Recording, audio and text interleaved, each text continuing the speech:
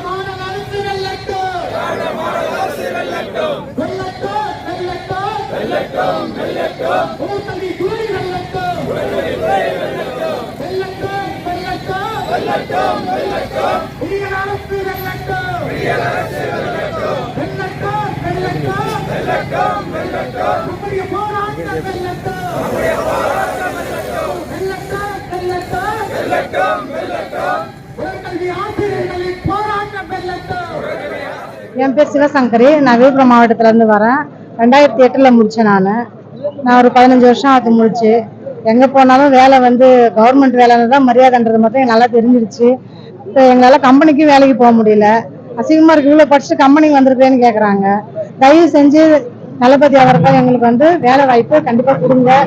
அதிகம் 30 சீனியர்ல போடுங்க. எங்க சீனியர்லாம் ரொம்ப வயசு ஆயிட்டு இருக்காங்க. எனக்கு இங்க வந்துதான் தெரியுது இவ்வளவு பேர் இருக்காங்கன்ட்டு. அந்த எக்ஸாம் ரத்து பண்ணிட்டு தயவு செஞ்சு சீனியர்ல போடுங்க. எங்க சீனியர் எல்லாம் போனாங்கன்னா அடுத்து எங்களுக்கு கிடைக்கும்ன்ற ஒரு நம்பிக்கையாச்சும் எங்களுக்கு வரும். அது தயவு செஞ்சு இதுல கொஞ்சம் கவனம் செலுத்துங்க. எங்களுக்கு குழந்தைங்க எல்லாம் இருக்கு. நாங்களும் கொஞ்சம் சீக்கிரம் வேலைக்கு போகணும்னு ஆசைப்படுறோம். படிக்கும்போது ரொம்ப ஆர்வமா படிச்சோம். இப்போ எங்களுக்கு ரொம்ப கஷ்டமா இருக்கு. ஏன்டா இதை படிச்சோன்ற மாதிரி ரொம்ப வேதனையா இருக்கு எங்களுக்கு. அந்த அளவுக்கு ரொம்ப கஷ்டப்படுறோம். தயவு செஞ்சு தளபதி அவர்கள் அவங்க படிச்சவங்களுக்கு வேலை தரேன்னு சொல்லியிருக்கீங்க. ஓட்டு போட்டோம். உங்க நம்பி நாங்க ஓட்டு போட்டோம். எங்களுக்கு கருணை காட்டுங்க. நான் வேலூர் மாவட்டத்துல பேசுறேங்க. இளஞ்செழியன். நாங்க 21 வருஷமா நாங்க இங்க பதிவு மூப்பு அடிப்படையில் பதிச்சுட்டு காத்து கொண்டு இருக்கிறோம். நிறைய பேர் இங்க 50 வயசு மேல இருக்கிறாங்க. இங்க வந்துக்கிறவங்க எல்லாருமே 50 வயசுங்க. 50 வயசு மேல இருக்காங்க. இவ்வளோ நாள் ஆகியும் எங்களுக்கு வேலை கொடுக்காம போனாக்கா நாங்க எப்படி எங்களுடைய புள்ள குட்டிங்கெல்லாம் நாங்க காப்பாற்றுறது? எங்களுடைய வாழ்வாதாரம்லாம் ரொம்ப நொறுங்கி போயிருக்குது. தளபதி ஐயா அவர்கள், உதயநிதி ஸ்டாலின் ஐயா அவர்கள் எங்களை பணிமூப்பு அடிப்படையில் வேலை வழங்குமாறு மிகவும் எங்களுடைய எக்ஸாமை ரத்து செய்ய வேண்டும் ஐயா.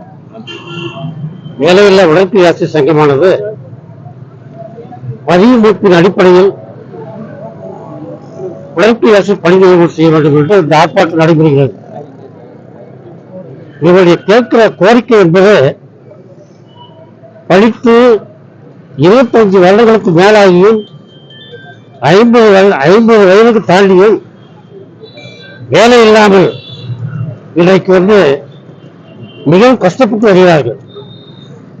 வேலை வாய்ப்பு இருக்கிறது. பள்ளிகளில் 6ஆம் வகுப்பு முதல் 12ஆம் வகுப்பு வரையில் மாணவர்கள் எண்ணிக்கையின் அடிப்படையில் வேலை வாய்ப்பு வழங்கினால் கிட்டத்தட்ட 25,000 உடற்கல்வி பணியிடங்கள் உருவாக்கப்படலாம். இந்த பணியிடங்களை பதிவு மீட்பின் அடிப்படையில் வேலைவாய்ப்பு அலுவலகத்தில் பதிவு செஞ்சு 25 வருடங்களுக்கு மேலாக உள்ளவர்களுக்கு பதிவு மீட்பின் அடிப்படையில் வேலை வாய்ப்பு வழங்க வேண்டும். தமிழக அரசானது ஏற்கனவே 2010ஆம் ஆண்டு அரசாணை வெளியிட்டு 10/11 அரசாணை வெளியிட்டு அந்த அரசாணையானது 2013 அந்த அரசாணையின்படி பதிவுப்பின் அடிப்படையில் வேலை வாய்ப்பு வழங்காமல் எழுத்து தேர்வு, வழக்கை ஆசிரியர் எழுத்து தேர்வு தேவையில்லை. எழுத்து தேர்வு இருந்து எழுத்துறவங்களுக்கு தான் எழுத்து தேவை. விளையாட்டு கிளாஸ் வந்து செய்முறை தேவை. ஏன்னா விளையாட்டு கிளாஸ் வந்து ஸ்போர்ட்ஸ் அண்ட் கேம்ஸ், அதாவது விளையாட்டுகளுக்கு பயிற்சி கொடுக்க வேண்டும். ஸ்போர்ட்ஸ்ல கலந்து கொள்ளும் மாணவர்களுக்கு பயிற்சி வழங்க வேண்டும். ஆனால் இவருக்கு எழுத்து தேவை எனக்கு தேவையில்லை. எழுத்து தேவை இல்லாமல் பதிவமைப்பின் அடிப்படையில் வேலை வாய்ப்பு வழங்க வேண்டும். அவர்கள் என்ன சொல்கிறார்கள், சுப்ரீம் கோர்ட் உச்ச நீதிமன்றத்தில் ஒரு வழக்கு வந்தது. அந்த வழக்கு என்பது அதாவது வேறொரு சில துறைகளுக்கு மட்டும், அதாவது பதிவு எழுத்துறவுக்கு மட்டும்தான் எழுத்து தேர்வு வைத்து மெரிட் அடிப்படையில் தேர்வு செய்யப்படும். அது ஒரு டெக்னிக்கல் சர்வீஸ். வழக்கு ஆசிரியர் டெக்னிக்கல் சர்வீஸ் என்பது அவர்களுக்கு செய்முறை தேர்வு பிராக்டிகல் நடத்தி அவங்களால வந்து தேர்வு செய்யப்படலாம். அதே நிலையில் சுப்ரீம் கோர்ட் தீர்ப்பு எப்போ வந்ததுன்னா 2012 வந்தது. அதற்கு முன்பாக உள்ளவர்களுக்கு பதிவு அடிப்படையில் வேலை வாய்ப்பு வழங்கலாம். அதற்கு பின்பு வேண்டுமானால் இது வந்து எழுத்து தேர்வு வச்சு பதிவு நியமனங்கள் செய்யலாம். ஆனா முன்னாடி படிச்சது இப்ப படிச்சது நிறைய வித்தியாசம் இருக்கு.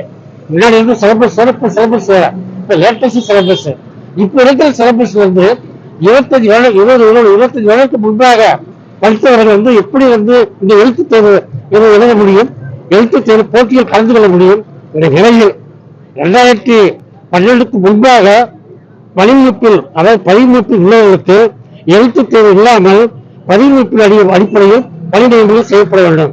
அதே நேரத்தில் தற்பொழுது 3000 பணியிடங்கள் வந்து ஏற்கனவே உள்ள பணியிடங்கள் 3000 பணிகள் காலியாக உள்ளது. அதே நேரத்தில் நடுநிலைப்பள்ளி 7000 பணிகளும் காலியாக உள்ளது. மாணவர்கள் எண்ணிக்கை அடிப்படையில் 150 மாணவர்களுக்கு உழைப்பு ஆசிரியர்கள் கணக்கிட்டால் 25,000 பணியிடங்கள் உருவாக்கப்படும். ஏன்னா கல்வித்துறைக்கு 42,000 கோடி கொடுக்குறாங்க. அந்த பணம் எங்க போகுது?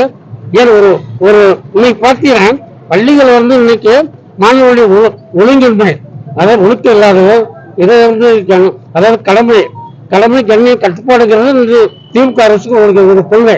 இன்னைக்கு பல பள்ளிகளை பார்த்தீங்கன்னா ஒழுக்கமே இல்லை. ஏன் உழைப்பு ஆசை இல்லை. உழைப்பு ஆசை இல்லாத சூழல் வந்து மாணவர்கள் வந்து இது வந்து தெரியும். போதை பழக்கங்கிறது எப்படி இருக்குன்னா பல பள்ளிகள் வந்து உழைப்பு ஆசை இல்லாத சூழ்நிலை தான். அதே நேரத்தில் மாணவர்களுக்குள்ள அடிச்சுக்கிறாங்க. இதை வந்து உழைப்பு ஆசை வந்து கட்டுப்பாடோட வச்சிருந்தாங்க. நிலை மாறி போச்சு. பல பள்ளிகள் வந்து 1500க்கு மேற்பட்ட பள்ளிகள் வந்து பார்த்தீங்கன்னா உழைப்பு